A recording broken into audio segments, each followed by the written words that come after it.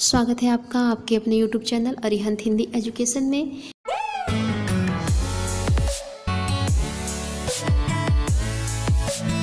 यदि आप मेरे चैनल पे नए हैं तो प्लीज़ मेरे चैनल को लाइक करें, सब्सक्राइब करें, शेयर करें और कमेंट्स भी करें। तो चलिए बढ़ते हैं आज के विषय की ओर। आज आप लोग कक्षा 9 में संस्कृत विषय के अंतर्गत आज़ाद चंद्रशेखर का दूसरा और अंतिम भाग का हिंदी अनुवाद देखेंगे। इस पाठ के पिछली वीडियो यानी पहले भाग में हम लोगों ने देखा कि चंद्रशेखर आज़ाद को 15 करोड़ की सज़ा दी गई थी और उसके बाद ये गांधी जी द्वारा जो आंदोलन बंद कर दिया गया था सन 1922 ईस्वी में, तो इन्हें बहुत ही तकलीफ हुआ। तो उसी के बाद हम लोग आगे देखते हैं।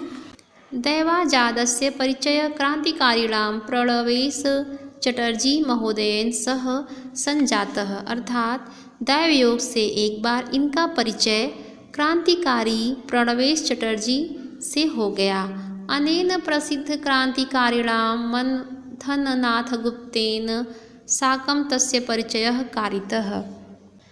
इन्होंने अर्थात चटर्जी महोदय ने प्रसिद्ध क्रांतिकारी मनमथनाथ गुप्त से उनका परिचय कराया।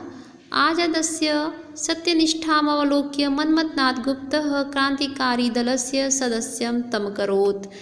आज़ाद की सत्यनिष्ठा देखकर मनमथनाथ गुप्त ने उन्हें क्रांतिकारी दल का सदस्य बना दिया।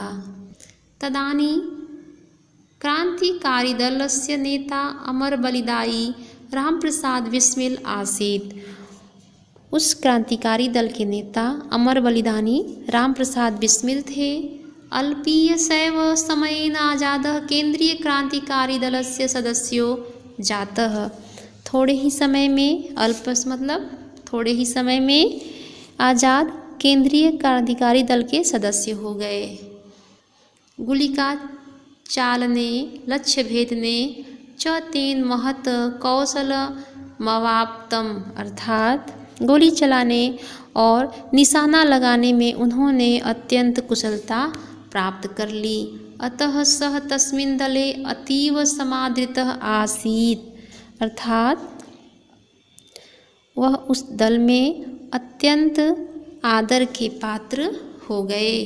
पंचविंशत्याधिकैकोनविंशतिशततमे वर्षे अगस्त्य मासस्य नवभ्यां तारिकायां जायमाने काकोरी कांडे आज़ादेन सक्रिय भागो गृहीतः, अर्थात सन 1925 ईस्वी में अगस्त महीने की 9 तारीख को काकोरी कांड में आज़ाद ने सक्रिय रूप से भाग लिया।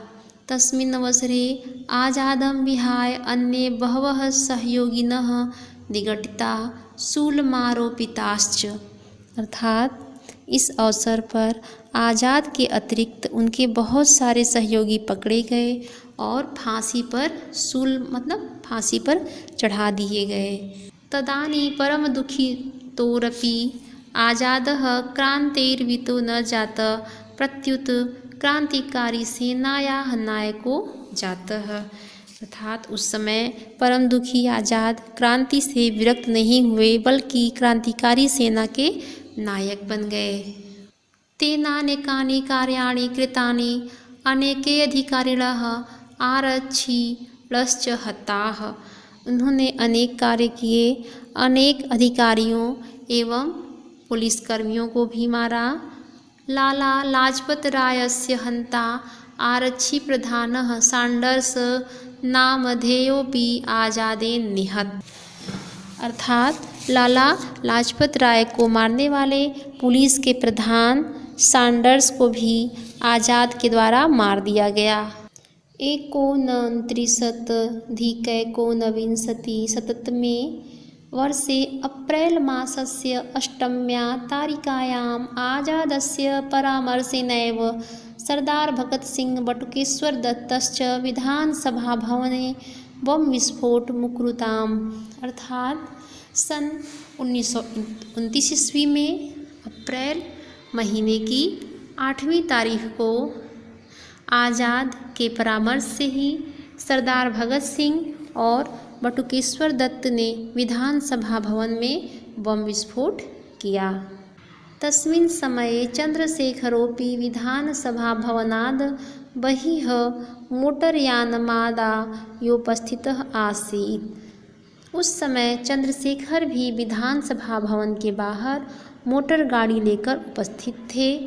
परं भगत सिंहः बटुकेश्वरदत्तश्च विधानसभाभवने एव आत्मसमर्पणं कृतवन्तौ। लेकिन भगत सिंह और बटुकेश्वर दत्त ने विधानसभा भवन में ही आत्मसमर्पण कर दिया। पश्चात द्वावपि शूलमारोपितौ, बाद में वे दोनों भी शूली पर चढ़ा दिए गए। एवं आजादस्य अनेके सहयोगिनः भगवतीचरण शालिकराम प्रभृतयो मृताः।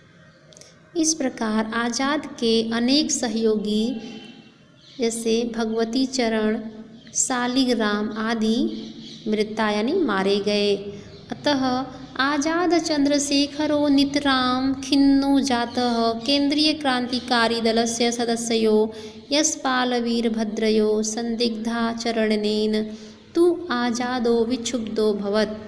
अर्थात इसलिए चंद्रशेखर आज़ाद बहुत दुखी हुए और केंद्रीय क्रांतिकारी दल के 2 सदस्यों यशपाल और वीरभद्र के संदिग्ध आचरण से भी आज़ाद को बहुत दुख हुआ।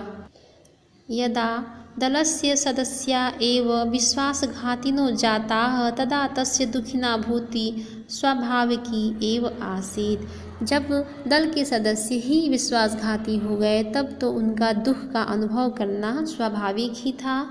तदापि सः स्वमार्गात् विचलितो न जात, तब भी वह अपने मार्ग से विचलित नहीं हुए। कर्णपुरस्य वीरभद्र त्रिपाठिनः विश्वासघात एव आज़ादस्य कृते निष्ठ कारको जातः। अर्थात कानपुर के वीरभद्र त्रिपाठी का विश्वासघात ही आज़ाद के लिए अनिष्टकारी हुआ। स्वकीयं सहयोगिनं कथंचित् ततः उद्यानात् निःसार्य आज़ादः पैस्तौल अस्त्रं संसाधितवान्। स्वकीयं मतलब अपने सहयोगी को किसी तरह उस पार्क से निकालकर आज़ाद ने पिस्तौल को साध लिया। तदा विपक्षतः गुलिकावृष्टिः जाताः, तब विपक्ष से गोलियों की वर्षा हुई। विपक्षतः आरक्षिणां गुलिकावृष्टिं दर्श आज़ादस्य मनः आकुलं नाभूत्। अर्थात विपक्ष से पुलिस वालों की गोली वर्षा को देखकर भी आज़ाद का मन व्याकुल नहीं हुआ। आज़ादोपि स्वकीयेनास्त्रेणानेकान् विमुग्धान् आहतांश्चाकरोत्। अर्थात आज़ाद ने भी अपने अस्त्र से अनेकों को बेहोश और घायल कर दिया। यदास्त्रे एका गुलिकावशिष्टासीत् तदा तया स्वमेवाहन। जब उनके पिस्तौल में केवल एक गोली बच गई तब उन्होंने अपने को मार लिया।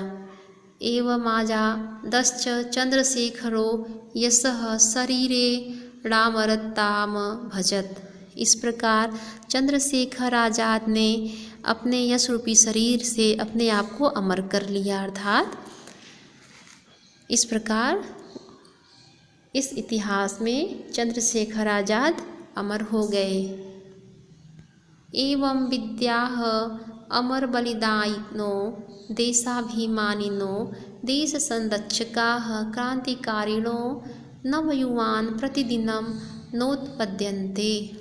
इस प्रकार अमर बलिदानी देशाभिमानी देश के संरक्षक क्रांतिकारी नवयुवक प्रतिदिन पैदा नहीं होते, यानी रोज रोज ऐसे महापुरुष पैदा नहीं होते। तेषां जन्मयुगे कदाचितेव जायते।